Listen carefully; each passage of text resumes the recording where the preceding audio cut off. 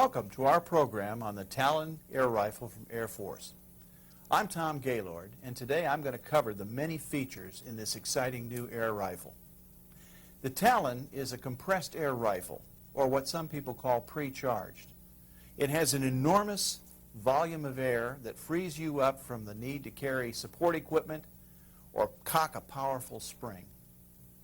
The Talon is also lightweight, portable, powerful, and you can adjust that power. It's extremely accurate, and it has the ability to accept many accessories. In this program, we're going to cover safety, both general shooting safety and the specific safety features of the Talon. I won't leave anything out. I'll also cover every aspect of operations, from how do you charge the air reservoir to how do you attach it to the gun. Once we've got it on the gun, I'll show you how to load it, how to shoot it, and if you want to, I'll show you how to unload the gun safely. When we're done shooting, there's maintenance to be considered. The Talon is made of modern materials, so the maintenance requirements aren't very great, but I'll cover each and every one of them for you. And then what about long-term maintenance? Storage. Can you store the rifle with air or not? I'll cover that. And finally, there's an aspect that very few air rifles offer today. The owner can change the barrel, and that means you can change the caliber of the Talon. You can take your 177 barrel off and install a 22 caliber barrel in a matter of minutes.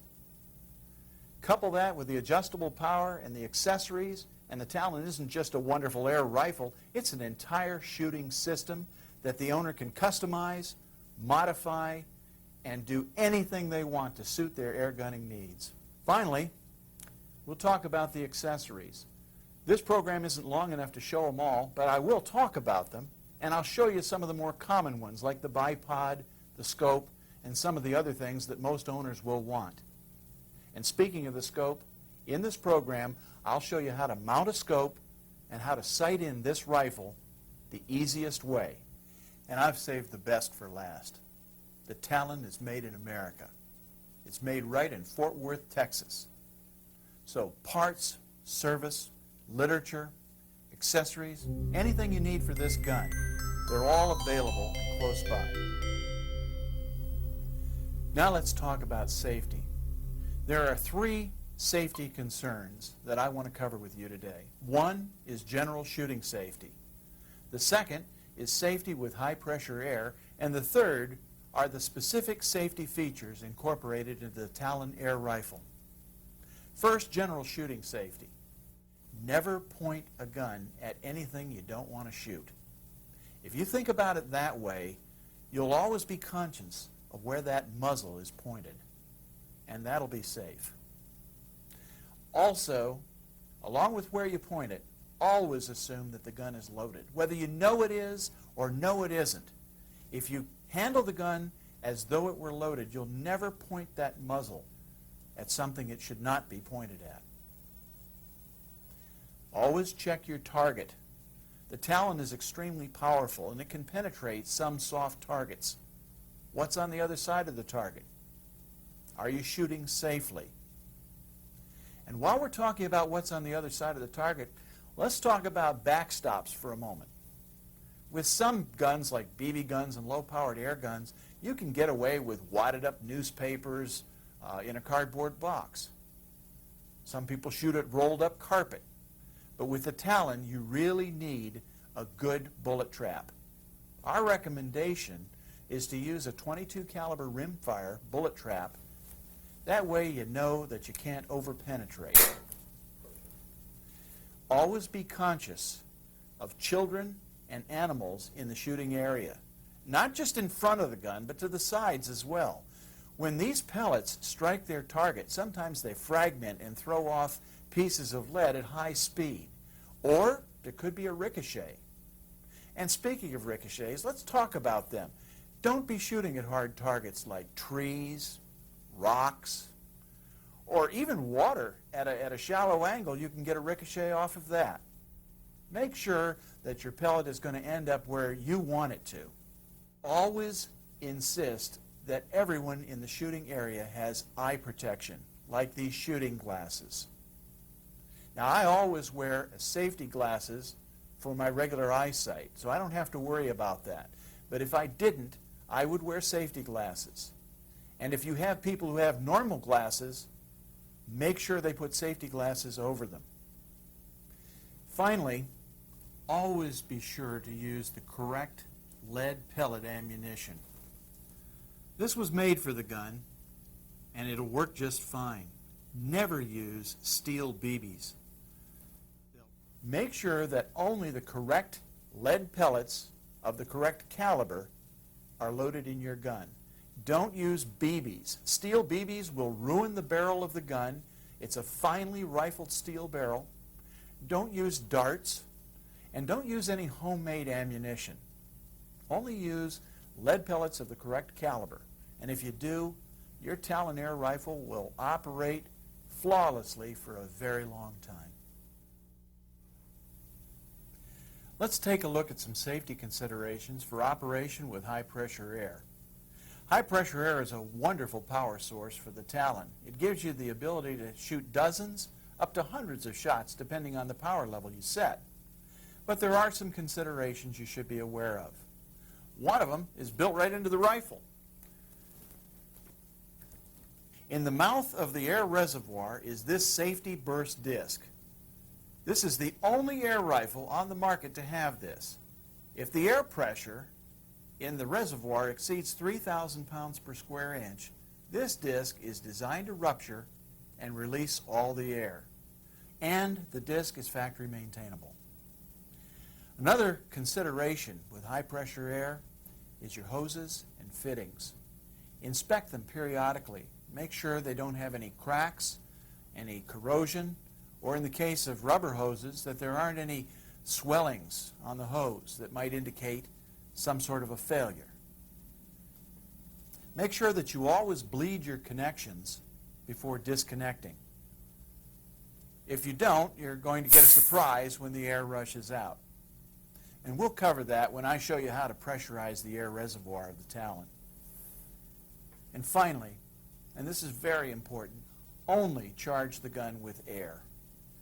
The seals and O-rings in this gun have been selected to work with air and nothing else. So make sure you only fill it with breathing air. And I'll show you in this upcoming segment how we do that. The rifle has an automatic safety that comes on when it's cocked. The rifle's cocked by pushing forward on the sliding cocking knob until the sear catches. That also sets this automatic safety, a little red knob in the front of the trigger guard. If I loaded the rifle right now and closed the sliding cover, the gun would not be ready to fire because this safety has been set. To take the safety off, you push forward until it clicks, like that. What if you want to reset the safety? How do you do that? Can you pull back on the knob?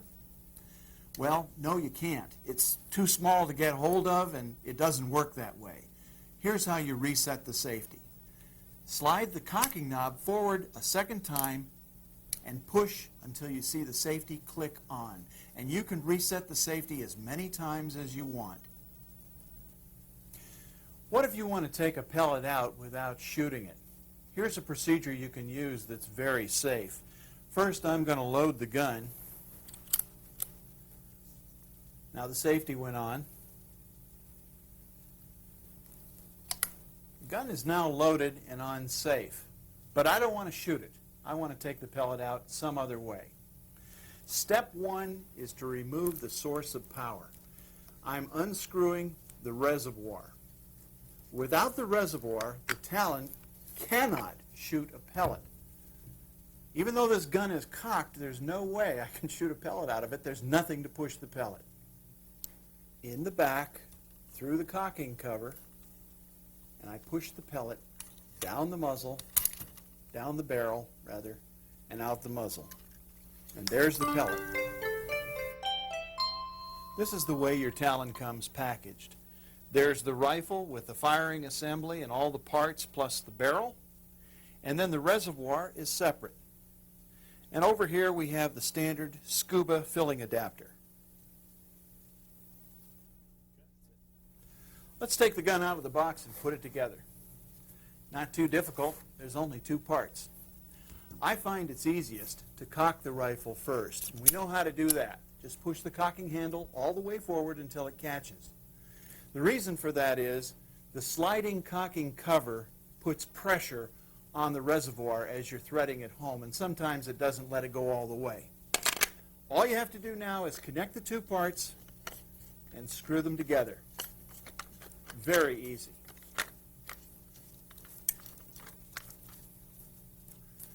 And the gun's together, except for one thing. Look at where the butt plate is. You don't want it like that.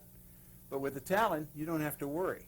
It's designed to swivel into any direction you want. Just grab it, swivel it, and now the gun's ready to shoot. Let's look at all the parts on the gun, starting with the butt. We've already seen the butt plate and how it swivels, but it also has two holes for mounting sling swivels and a very special accessory that I'll cover later in the program. The head of the butt, of course, is the reservoir, and this is the pistol grip. That's where you grab the gun, but it's also an anchor point for one of the accessories. This is the trigger and the safety. This is the cocking knob, and it moves this sliding cover forward when we cock the gun. At the back of the slot that the knob slides in, there's another slot that runs sideways. Let me explain the purpose of that. After you've loaded the gun with a pellet in the breech, you close the cover. Now, it might look like the cover is closed, but at this point it's not. I have to push this knob back until I hear this click, and then the breech is completely closed.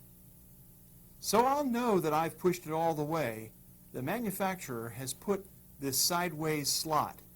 When I push the knob back, I rotate it either right or left, depending on which hand I use to cock the gun, and that way I know the breech is closed completely. This is a handle and also the top accessory rail. It's for mounting scopes, and you can use it to carry the gun. It is designed for that purpose. Moving forward, this is the handguard. And this is a very special feature. This is the adjustable power wheel. With this wheel, the owner can adjust the power from very high to very low. Now, it's not just the wheel, but also this sliding gauge. It runs from very, very low power to very high power with 13 complete turns of this wheel. That gives you an almost infinite variety of velocities with your air rifle. Moving forward, we have the upper accessory rail. Now, that's not the same as the handle or top accessory rail. That's a different accessory rail. And below, we have the lower accessory rail. The Talon SS model comes with this very special muzzle cap. You notice you can't see the end of the barrel. That's because it's tucked inside the receiver about 4 inches from this muzzle cap. That forms a chamber in this area, and that chamber allows the air to expand after the pellet comes out of the gun. That makes the gun much more pleasant to shoot from a noise standpoint. Throughout this film, we've been looking at the Talon SS. The SS has an extended receiver. It may look like a barrel, but the true barrel of the gun stops about 4 inches short. The chamber right here absorbs the air when the pellet leaves the muzzle, and you get a much smoother and slightly quieter sound. But there's also a long barrel version. In the long barrel version, you've got an 18-inch barrel, and the receiver doesn't extend out as far. With this one, you get a little extra power. So you choose the one you like, and later on in the segment, I'll show you that you can change barrels. This is the filler adapter for the Talon. It adapts your air reservoir to a standard scuba tank K-valve, but it's much more than that. It also has this accessory that comes with it that allows you to connect your reservoir to a manual high-pressure air pump. On this end of the accessory adapter, there's a large rubber O-ring. To keep the seal for that O-ring, we use O-ring lubricant, or what's known as diver's silicon or high-grade silicon. One of the big problems with other compressed air guns today are that there's a lot of confusion about which adapters to use with them. And even when you buy the gun from a dealer, they may not give you the right adapter to connect to your air source. With the Talon, you get a unit that adapts to almost any air source. So you can start right out of the box. All you have to do is make sure you get one of these. Let's take a look at filling the reservoir from a scuba tank. I've got the standard filling adapter here, and I'm going to attach it to a 80 cubic foot aluminum scuba tank. This is the K-valve that I mentioned before. So I'm going to put the filler adapter over the valve and use the thumb screw to tighten it up. And then I'm going to take a reservoir and screw it into the reservoir adapter. I recommend pivoting this vertical because it's a little bit heavy. We don't want to put stress on the joint here. Before I fill this tank, I'm going to close this screw, which is the bleed screw. That closes all of the air off in the filler device and allows this big tank to fill this little tank. Slowly open the valve, and air moves from the big tank into the little tank. And you can see that on this gauge. You can see the needle moving very slowly. This is what we recommend, that you allow a full minute for this tank to fill from 0 to 3,000 pounds per square inch. Or if you're reading in bar, that'd be 200 bar. There. Now the big tank valve is closed. And the little tank has air in it, but there's also air in the filler device. Before we disconnect either one of these, we want to empty this high pressure air out. And that's done with this screw. It's called the bleeder screw. And you'll hear a hiss when I open the screw.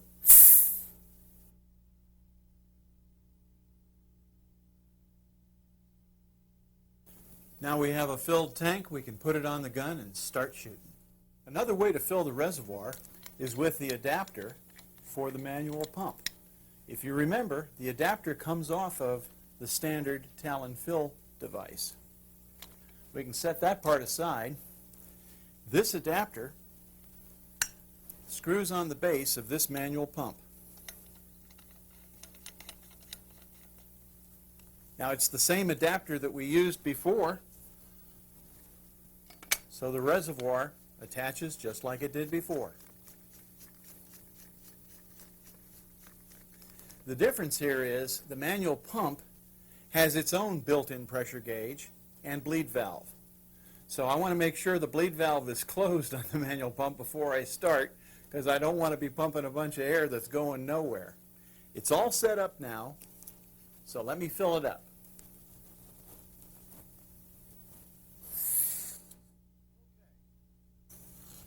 We're going to have to pump the pump about 15 strokes to pressurize the fill device. Once we do that, air will begin to flow into the tank. Now, if the tank had no air in it already at all, it would begin to fill at the beginning. Okay, air's going in now. And you know how I know that? The needle on the valve is deflecting with each pump, and it's not rising very much. People ask, how many pump strokes do I have to make to fill one of these tanks? Well, you don't have to fill a tank from empty because we never empty the tank. A rule of thumb is it takes anywhere from 12 to 14 pump strokes to fill this tank 100 pounds of pressure. Notice how I'm not pumping this real fast. The way this pump works, you have to allow time for air to get inside the mechanism. This is a two-stage pump, and you're pumping air or compressing it with both strokes. So pause at the bottom and at the top. You do it this way and you can do it all day long. Try to pump this reservoir like it's a bicycle tire though, and you'll wear out your arms to no purpose.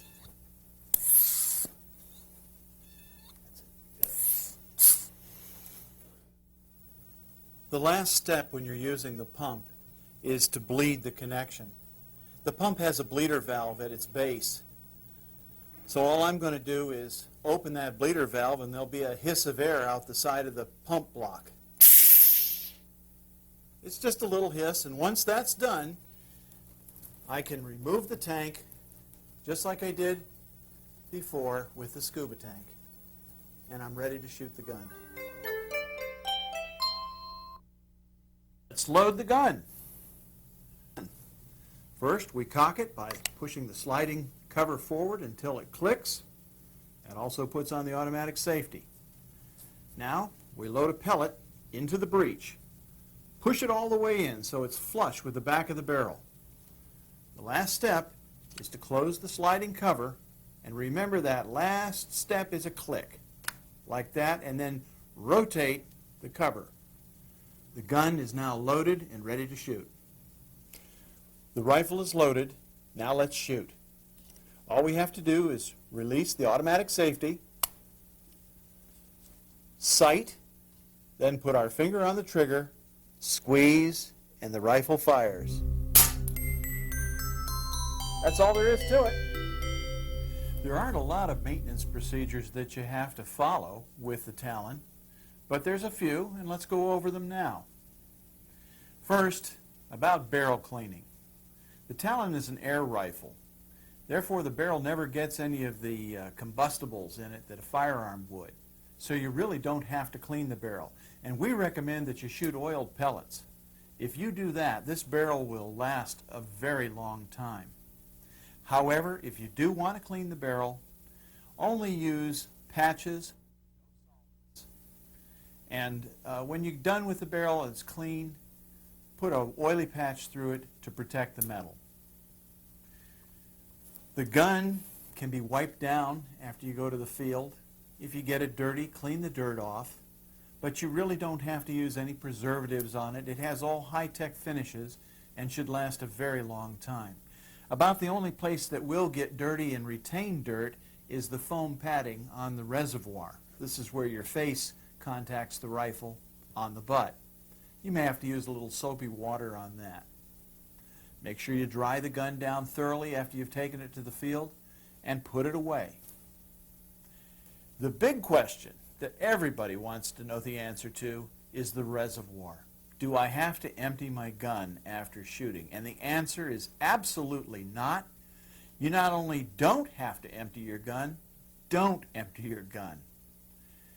The way you keep the seals fresh in the valve of this gun is to keep the reservoir under pressure. You can leave it pumped up all the way to 3,000 pounds, or you can leave a small maintenance charge of 1,000 to 1,500 pounds. And how do you know how much that is? When you're done shooting and the gun still has air in it, that's fine. But if you ran all the air out of this tank, then the airborne dirt could get in and get on the seals, and you may have to have the seals replaced. So leave your gun full of air. You can leave it full of air for years. Those seals will not dry out. They won't take a set. They're built to take that kind of treatment. You can leave the reservoir on or off. It doesn't make any difference. Cover your optics. You know, this is an obvious thing, and you'd think, well, everybody does. I can't tell you how many people, including myself, have left optics uncovered for months at a time, and when you do that, you've got a cleaning job ahead of you. If you do decide to clean the barrel, let's do it the right way. First, we'll take off the air cylinder. Always remove the source of power from the gun, and the gun can't do anything. Now I have great access to the breech of the barrel, which is where you should clean the gun. Stay away from the muzzle if you can, and work from the breech. The Talon is one of the few air guns that allows such great access. And there's one last thing that I want to tell you about. We know that the Talon has 2 O-rings in the sliding cover. We're going to maintain these O-rings by using just a dab of O-ring lubricant or diver's silicone on a toothpick. The gun is cocked, and I'll put the sliding cover to the rear. I've got a little bit of diver's silicone on the tip of this toothpick, and I'm going to reach through the cocking slot and apply the silicone to the barrel, just the outside of the barrel. As I cock and uncock the gun, that silicone will be transferred to the front O-ring. I'll get the rear O-rings by applying diver's silicone on the front of the valve stem on the reservoir. As the gun is cocked and fired, this silicone will transfer to the rear O-ring. And that's about all you have to do to maintain a Talon. One of the really neat features about the Talon is its ability to take accessories. The rifle's been designed for it. We can't show you everything that you can put on your gun, but we are going to show you a couple of the most popular accessories that a lot of shooters are going to want. Let's start with the bipod. Now, we've removed the reservoir for all accessory mounting, and we want you to do the same thing, because without the reservoir, the gun cannot fire. The bipod slides onto the lower accessory rail. It's a dovetail mount, and it slides all the way to the back, and then you tighten the thumb screw. You can finish tightening it with a quarter or a very large screwdriver in the slot. It's that easy. You can also adjust the legs for height. To extend the leg, simply loosen the thumb screw, allow the leg to come up to the height you want, and tighten the screw again. Adjust the other leg to the height you want. Your Talon is now on a rock-solid shooting platform. The sling swivel mounting studs are another important accessory. Not only do they allow you to put a sling on the rifle, but they also interface with a couple of other accessories that you're probably going to want. I'll show you how to mount the studs right now. We'll start with the reservoir, which is also the butt of the rifle. There are 2 holes, one at the top and one below the reservoir. You can mount the stud in either of these 2 holes. I'm going to use the one on the bottom for mounting another accessory that I'll show you in a minute. All you have to do is stick the base of the stud into the hole, move to the other side, and install the E-clip in its slot. Just push down with a screwdriver and it slips right in. I'm ready now to mount the front sling swivel stud. That has a sliding dovetail and goes on the lower accessory rail, just like the bipod. And like the bipod and many other accessories, it has a large knurled thumb screw, so it's very easy to tighten down. Once it's in position, you can tighten the knurled nut.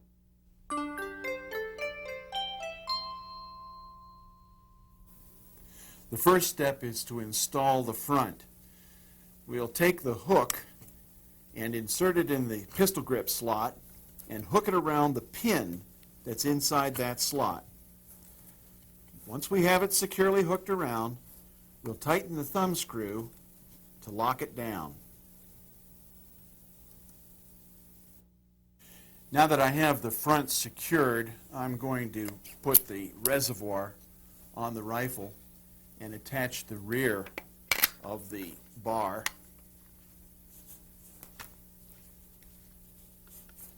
And this is why we mounted the lower sling swivel stud, because this accessory rail ties into it. And the way it mounts, the stud actually puts tension on the accessory rail. So you may have to loosen the front thumb screw. When you have the rear of the accessory bar lined up with the lower stud, you can push the clevis, or what some people call the hitch pin, through the accessory bar and through the stud like this. The last step is to move back to the front of the bar and retighten the thumb screw in the pistol grip. This puts tension in the accessory bar. The accessory bar has these oval slots cut in it for the attachment of all kinds of accessories. Some under development are a monopod for the rear of the rifle, pellet containers, and who knows what the future could bring. There's also another sling swivel stud mounting hole on the accessory bar so that you can keep your sling on the bottom of the rifle while the bar is mounted. Besides providing a great place for accessories, the bar also turns the rifle into a thumb hole configuration and provides added support to the butt plate. Once the accessory bar is mounted, how hard is it to get the reservoir on and off the gun? It's no problem at all. Just remove the rear clevis, loosen the front thumb screw, and slide the bar forward, and you can now remove the reservoir as easily as ever. That's all there is to it. Open sights are an accessory for the Talon. They're fiber optic, just like you find on the most modern firearms. The front sight slides on the upper accessory rail. The rear sight slides on the top accessory rail, or what I have referred to as the handle of the gun. And we recommend that you slide the rear sight all the way to the front of the handle. That gives you maximum eye relief for better sight picture. The rear sight adjusts for both windage and elevation. You loosen the screws and slide the rear sight element from one side to the other. If the rifle is shooting too far to the right, you slide the rear sight to the left. You then tighten down the screws. For elevation, you slide the rear sight forward. Notice that we've provided quite a bit of elevation. That's because some people may have different head positions when shooting this rifle. The Talon front sight is also exceptional. It's a fiber optic sight too, but it adjusts throughout a wide range of elevation. This isn't to sight in on a target as much as it is to change the entire sight picture of the rifle up or down to suit how you hold the rifle to your face. The two sights work together, adjusting up and down to raise and lower the sighting plane, and the rear sight works also to change the point of impact. This makes the open sights on the Talon very adaptable for different shooting styles. The most popular accessory of all is a scope. And I'm going to show you how to mount a scope on the Talon and then the easiest way to sight in the rifle. In a matter of minutes, you can have this gun up and running. We'll begin with the mount base.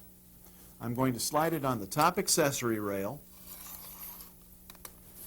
and tighten the screws with my wrench. Along with the scope, I'm going to install this scope level.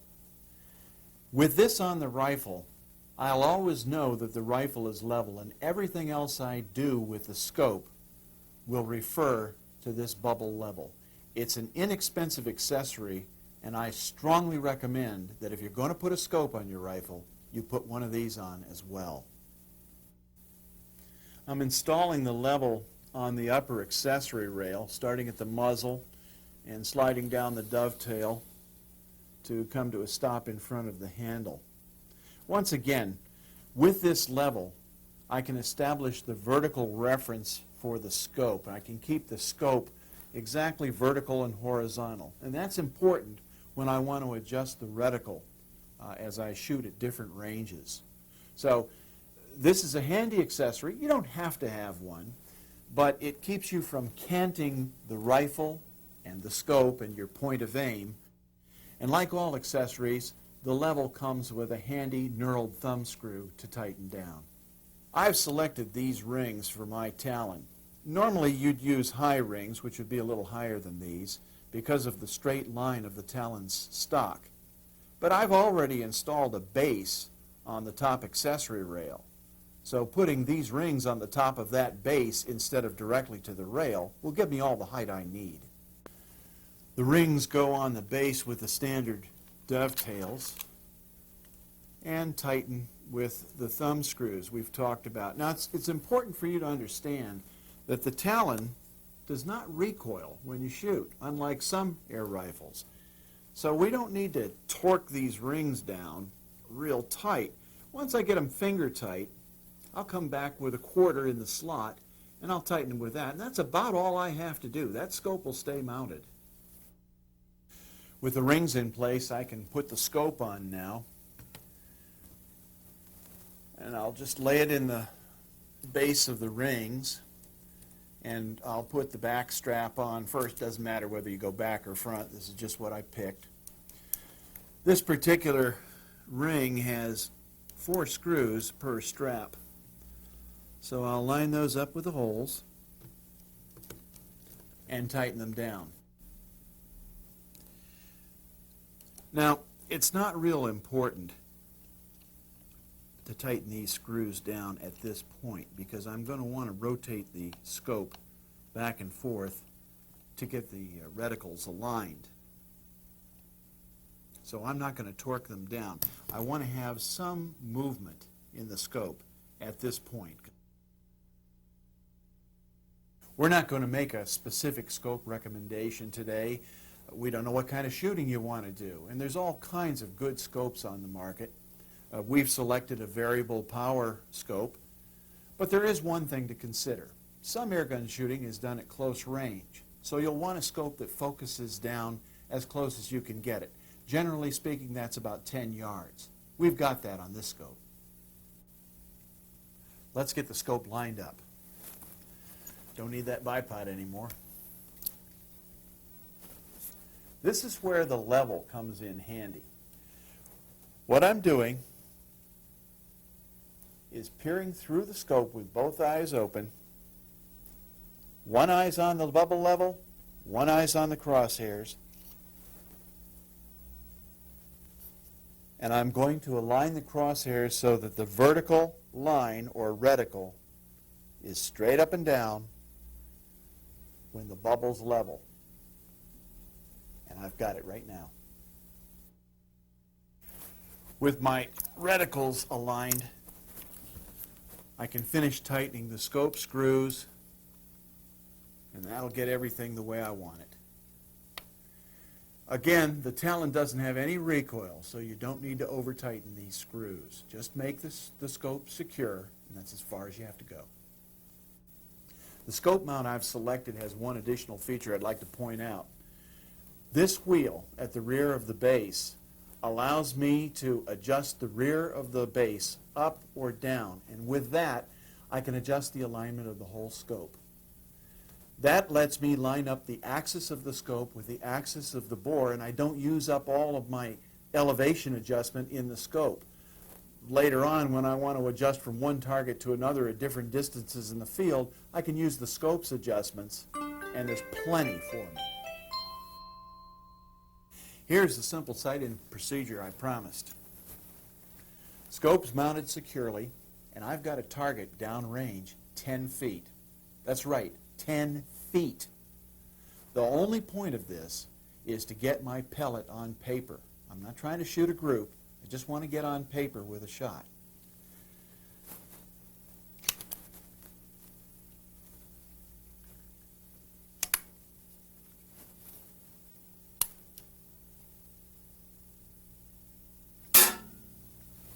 Okay, that's a little bit to the left. I'm going to have to make an adjustment.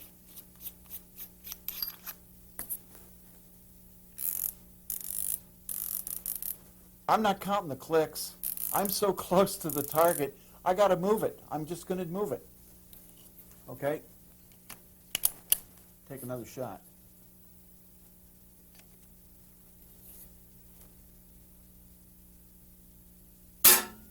That was good. It came over, but it didn't come quite far enough.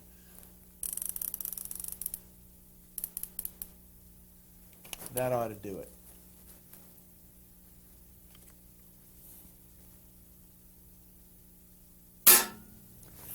Great. I now have my pellets in line with the center of the bowl.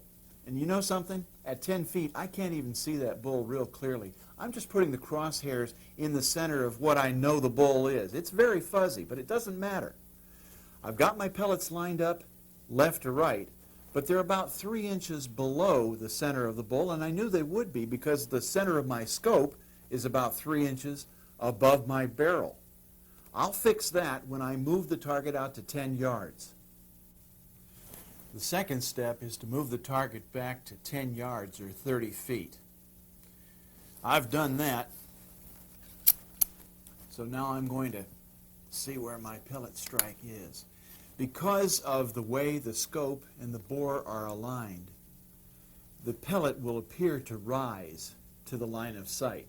In truth, I've got the scope looking down just a little bit. So at 10 yards, the pellet strike will actually be a little higher on the paper than it was at 10 feet.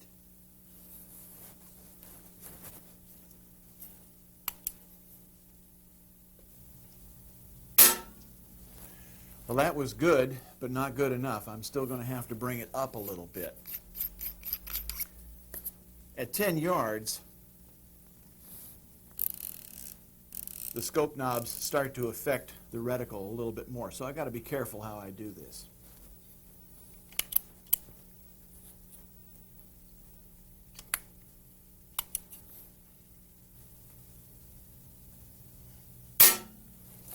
That's beautiful. That's where I want to be. The strike of my round is now 1 inch below my point of aim at 10 yards. What that means is this rifle will be sighted in if I use high power anywhere from 20 to 35 yards. But I'm going to shoot another pellet just to make sure.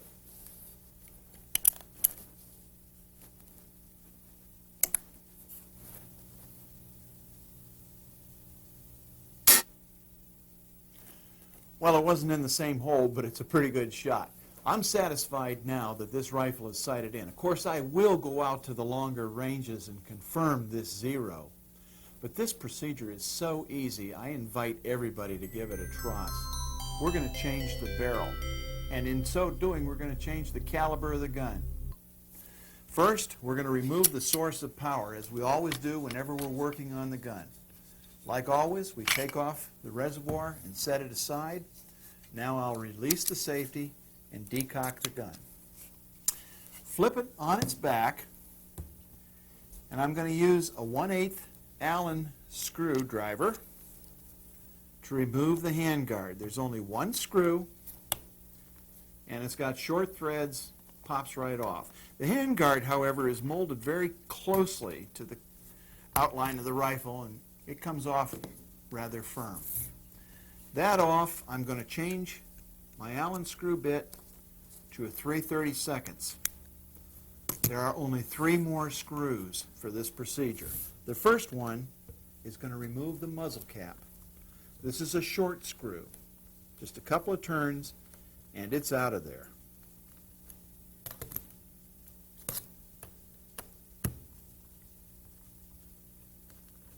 There we go.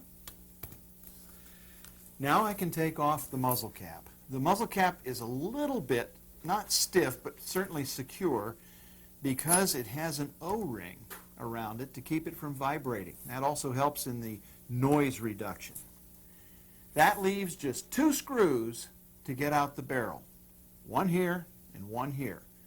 And they're both 3/32. These are longer screws. They go through the tubular receiver of the gun and they mate into two bushings that are around the barrel. And they actually pass through those bushings into small machine surfaces in the steel of the barrel. These bushings are the secret to why this procedure is possible with the Talon and no other air rifle. I can not only remove and replace the barrel, but when I do, because of these bushings, I know that any barrel I put in here that's factory made is going to go in the exact right place, front to back, side to side. I'll have to re-sight the rifle, of course, because I'm changing calibers or I'm changing barrel lengths and therefore velocity. But the barrel will be just like the factory installed it. There's the last screw out, and that's all there is to it. There's the barrel, and I bet it didn't take me 3 minutes start to finish, and I was talking. Okay, we got the barrel out all right. Let's see if we can get it in. Actually, I have another barrel here. The one I took out was 22 caliber. This one's 177, and that means I can change calibers whenever I want. I slide the barrel in the tubular receiver with the narrower or breech end first, and when I get to the first barrel bushing, I'm careful to line up the screw hole in the bushing with the screw hole in the tubular receiver. I want to keep those holes aligned because I'm going to put screws through them. The last bushing, I line up with the hole in the muzzle cap, and then I push the barrel in as far as I can with my finger. Can't go any further, so I have a special tool, just a plain ordinary piece of plastic pipe. Get it at any hardware store. Now, before I push in any further, I'm going to take the rear barrel screw and I'm going to start it in its threads. I'm not going to thread it too deep because it'll bind up on the mechanism inside. All I want to do is get it there so it's ready when I get things aligned. All right, now I'm ready to continue pushing in with my special tool, and the barrel came to a stop. Just before it got to where I want it, it stopped. So I'm going to go back to the breech cover, and I'm going to wiggle it just a little bit and push the barrel past the stop, and there it went. And now the bushing is lined up. It's not perfectly lined, though. So I have another special tool. I have a paper clip, and I bent one of the legs straight. I'm going to reach down through the hole, and it's real easy to align the screw hole in the front bushing. Now, if the front bushing is aligned, the rear bushing is aligned, and I can screw in the rear screw as I'm doing right now. I'm going to screw it all the way down until it stops. I'm not going to put 50 pounds of torque on it or twist until my hands get bloody. I just want it to stop snugly against the steel indentation that's been machined on the barrel. Now I'm starting the front screw, and I'll do the same thing. These two screws are the secret of the Talon's accuracy, because the barrel, regardless of which barrel or which caliber or length, whatever barrel you put in the gun, if you tighten the screws, not too tight, the way the factory has designed it, that barrel will line up perfectly. The front barrel screw is now tight. Take out my special tool. I'm ready to put in the muzzle cap. Just line up the hole. Remember, there's an O-ring, so the cap slides on a little hard. It's a nice thing that the barrel screws and the muzzle cap screw are all the same size, 3/32. That makes this procedure so easy. And like the barrel screws, I tighten the muzzle cap screw just till it tightens up, and no extra. Now all I have to do is put on the hand guard. To do that, I'm going to look through the screw hole and line up with the hole in the tubular receiver, and one tap on the hand guard. And I have to change bits. This is a 1/8 inch Allen screw.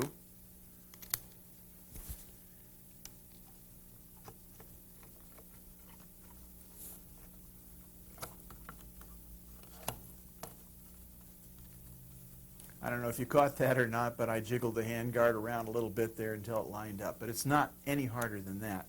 Folks, the Talon is assembled. I've got a different caliber barrel on.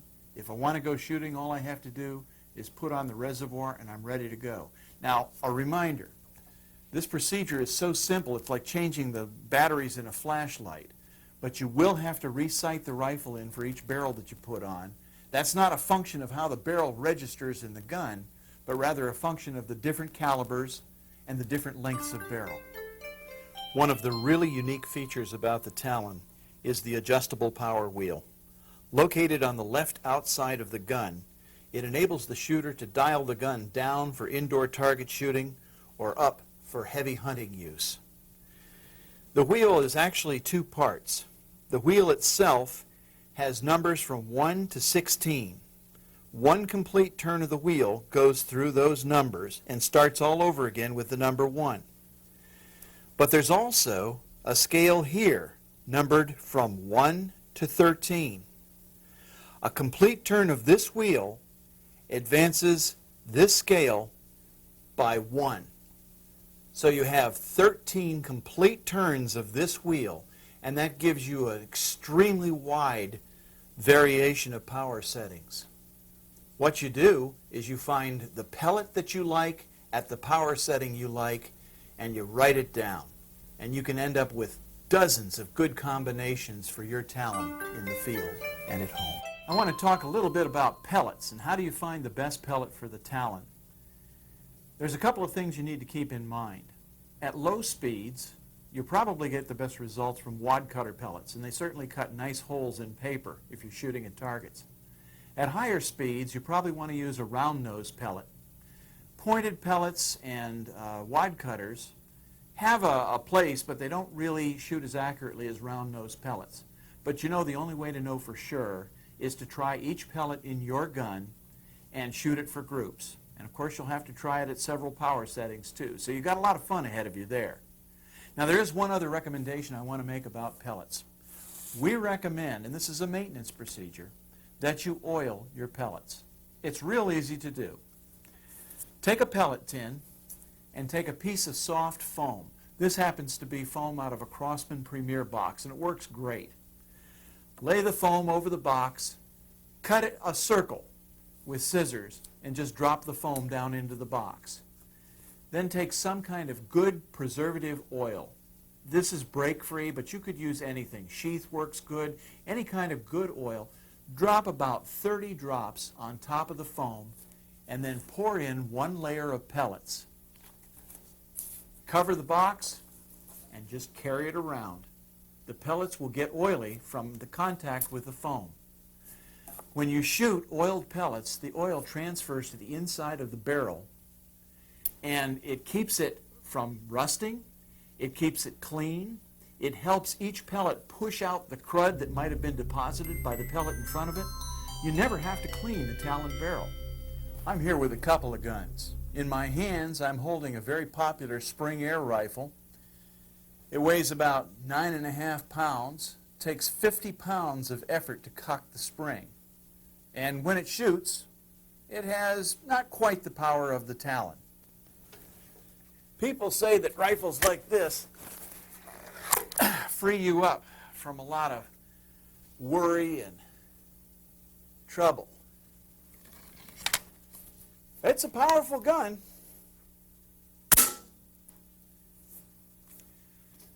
The Talon, on the other hand, weighs 5 pounds, cocks as easy as that, and produces more power than the big gun.